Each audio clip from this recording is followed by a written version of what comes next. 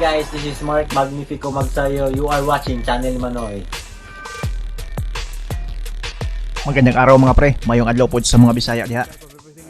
August 1, 2009, ang araw ng pagpanaw ng dating Pangulong Corazon, Cory Aquino, at bilang pagbibigay pugay ay inihandog ni Nonito, the Filipino Flash Donaire, ang nakatakdang laban niya kontra kay Rafael El Torito Concepcion na taga Panama. August 15, 2009, ang laban ng dalawa na ginanap sa bansang Amerika para ito sa WBA Interim World Super Flyweight title.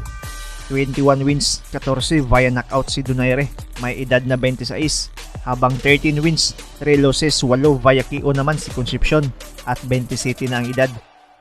Sa gabi ng laban ay nagsuot si Donaire ng yellow trunks na may nakalagay na Aquino sa likod, at pati ang robe niya ay yellow din ang kulay at may nakasulat umano na in memory of Cory Aquino. Nagtapos ang maaksyong laban nila sa sukdulang 12 rounds at nanaig si Nonito Donaire via unanimous decision. Di napabagsak ni Donaire ang Panamian dahil matibay din talaga ito sa bakbakan. Ayon sa isang artikulo, sinabi ni Kinito Hinson, isang sports journalist, na binigay umano ni Nonito Donaire kasama ang asawa niyang si Rachel Donaire ang mga boxing apparels sa Aquino family, at matapos ang turnover ay inanunsyo daw ng isa sa mga anak ni Cory Aquino na si Balsi Aquino Cruz na ang Aquino family is adopting Nonito Donaire as a brother, at natuwa umano ang mag-asawang Donaire dito. Sabay nating balikan ang napakamaaksyong laban ni Nonito na handog niya para kay Cory at sa mga Aquino. Mismo siempre. Touch up now. Good luck to both of you. Token los. Buenos suerte. Gold, at least 129 dito sa laban na ito. Parang tangki, oh. Malaki siya, yes. But he's much smaller. Ano yan? Golden yellow ang tawag natin dyan, eh. Nonito Donaire hits with that little left. Inito kaya yun siguro ginagawang turo sa kanya. And immediately, there is that left. May Nonito Donaire. Biglang-bigla, Staggers. Ito pong si El Torito. Siguro, who will probably come into this fight weight. Kung manalo si Nonito, since nakuha niya ang tibang, he will beat a weight championship and he will be on the road to trying to become Pinito, tumama ang multi-divisional champion, yes. At nakapikit na po itong si El Torito. Hindi malang kung paano hihilag. And Chino, you can see that Concepcion. Pinakita ni Dracula, referee Draculich pala. Yun ang gusto ko. And he's got all the skills. Yan ay sasagutin sa atin yan, eh. Alam mo, maganda dito kay Torito, siya ang nag-advance. Nice shot. He got Nonito Donaire with that time with the right hand. And Jun El Torito. And Donaire gets tagged by El Torito. He moves away from danger. And he got tagged again. Torito. El Torito hurting itong si sinagot na sa atin. That was a wake-up call. May power ito si Concepcion. Meron, kilala. And now you see that Concepcion is moving in. Eating from the on-rushing El Torito Concepcion. Throwing a left hook there. Is Donaire. Which is his advantage. Yes. This is because you need good timing to throw those punches. Again, trying to launch that left.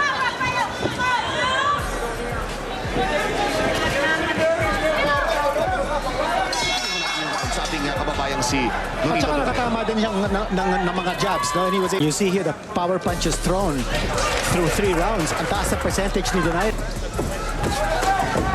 He felt hindi niya kailangan yung pera doon sa fine. Kailangan niyang patunayan.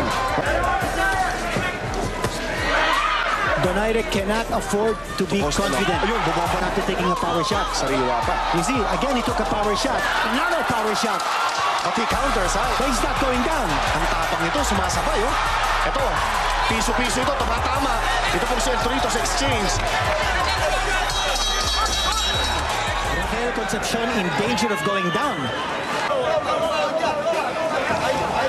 Remember, si double left jab coming from Donaire, and then Concepcion, Jun Donaire. Pagka lumusot si Donaire, never be careless against El Torito. Ni El Torito, naalala mo yung 3-line Manila? Sandali, ano yun? Kauntugan para kay Donaire. Ano ba talaga itong batang ito? Talagang pasugod lang yun. Napakabigat ng mga sutok at napakatapang. His weight into this fight. Bumato agad eh. Yung kuya ko. Concepcion. Sa kakatakbo, sa kakahabol. And Ganun talaga yung El Torito eh. Siya from the extra weight that he's carrying into this. I agree completely, Chino. Naku, tumama pa. Nice right hand. I-counters ito pong si El Torito. Doon nasasapayan, tumama na naman, no? 3 punches scored. Dito pong si El Torito and forced to retreat. His energy. Ang danger dito is parang nagpapakorner si... Oh, nice shot. Pero tingnan mo, Again, yung... okay lang, inapaliks na eh, oh. Ginamit itong si El Torito, but he hits. Hindi naman nilagyan ng odds, ano, wala ng line. Kasi ganun ka dominante sa tingin ng mga veterano na sumisilip sa mga laban si Donaire.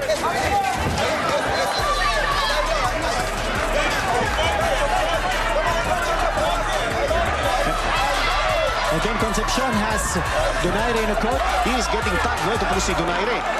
Magaling mag-pressure si Concepcion number 7. And this round is going Concepcion's way. Sariwa pa itong si Concepcion. The last round, no? Feeling po namin nakakuha nito si Concepcion. And this round, mukhang kinukuha pa rin niya. Nice shot, the right hand coming from Donaire. For the first time, nakita ko mata si Concepcion dito. In that spot, na kung saan magandang patamaan. And that upper, and a straight. And Donaire, And down, I think it's because in the back of his mind, alam niya, nakakabalik ito si Concepcion. inside Hindi of siya 10 seconds. nakakasiguro. And Concepcion again tags him in the corner. Dances away from trouble is si Donaire. And Concepcion trying to steal this. Binigyan natin yung round kay Donaire. Sa corner ni El Torito ay yung pagkakakontrol nila ng dugo. All that, kumbaga factored in, laban pa rin ito. Ginusto mong labanan eh. Pakita mo na kaya mo. Fighting defensively. Walang kasunod eh. Tumatama pero walang kasunod kinito.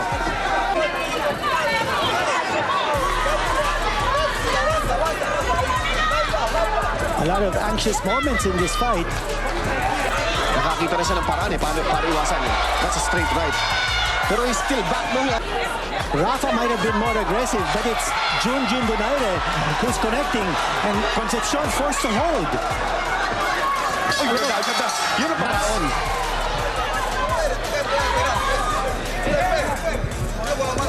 Ngayon tatagatin, no? Using the ring to your advantage. Huwag mong papayaan na.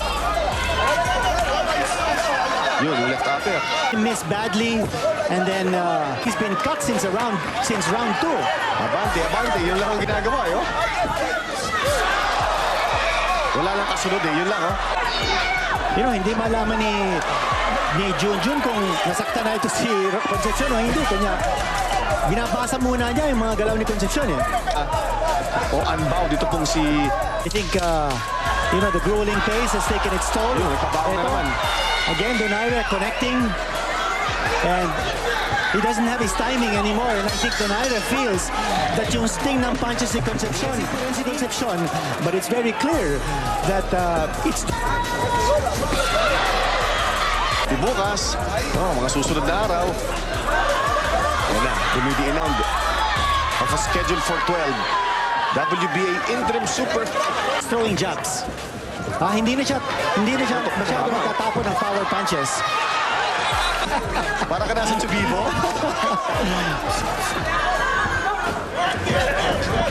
Yung ganda nun.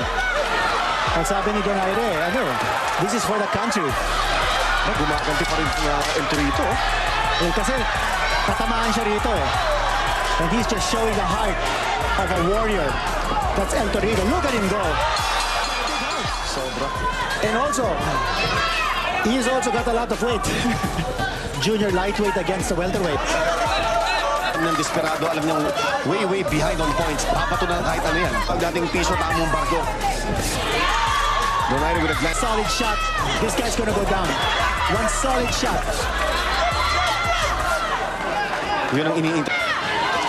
Tumama. Ito. Pero wala nang follow-up. Ayun, no? Natitigilan. Kinito, ayan, nasasakta, no? Ayan, umatras for the first time again. After I saw him retreat in the 7th round. Tinamaan Kinito. Oh, beautiful shot. Shot. Yung left, ang tumama. I thought he was gonna go down. But boy, this guy's made a hard But stop. ako, nakabawi pa. Right hand coming from Concepcion. Donaire. Donaire, the Pinoy Flash. Sino mas malaki ang puso? Ni El Torito. At si Concepcion 49. Oh! Nag-exhibition pa. Ibig sabihin, may energy pa. Donaire, pero ngayon, And it's happened in boxing. A last minute. na 3-punch combination, pabaon. Ito si Donaire. Inside of 30 seconds!